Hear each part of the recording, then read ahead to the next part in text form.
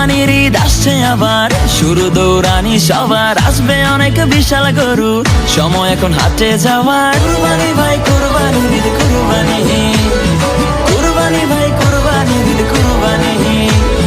কুরবানির ঈদ আসছে আবার, শুরু দৌড়ানি সবার, আসবে অনেক বিশাল গরু, সময় এখন হাটে যাওয়ার। যাবো আমি গাবতলী, গরু দেখবো খালি, ব্যাপারীর ডিমান্ড শুনে মারবো আমি হাততালি।